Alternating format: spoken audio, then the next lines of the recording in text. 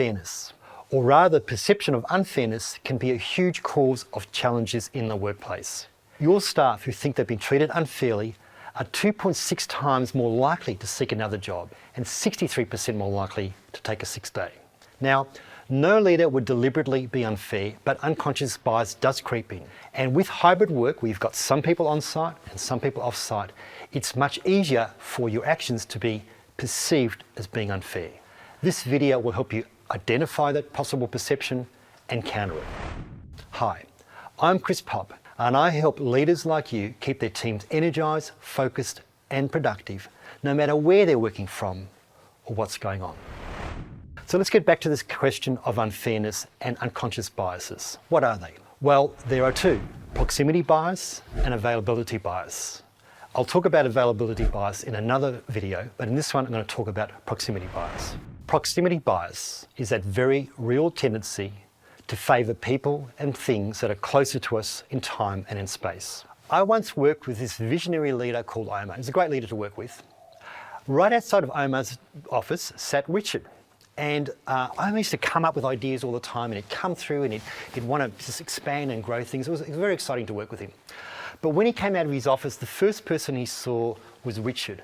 And he'd come out with these ideas and he'd go straight to Richard. Richard, why don't you take care of building this new procurement database?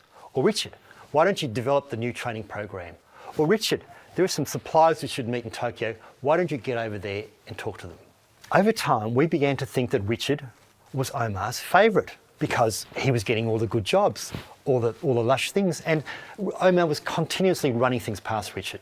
The way Omar favoured Richard when he came out of the office, or we perceived that he did, is a classic example of proximity bias. And you can see how in a hybrid work environment, we've got some people working close by and some remotely, it is ripe for perceptions at least of unfairness, of proximity bias. So what's the solution? There are two ways proximity bias shows up. Can you guess what they are? One way is in the distribution of work, how you allocate, recognise and reward work. Now, I don't have time to go into all the detail here, but you've got to be scrupulously careful in how you dole out work evenly and make sure you recognise everyone, and I mean everyone's achievements no matter where they're working from. That's proximity bias.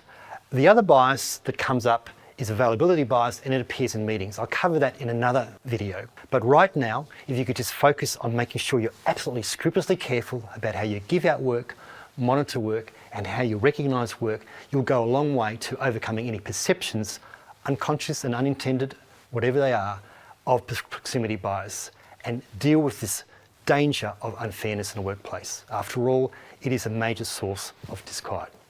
See you in the next video.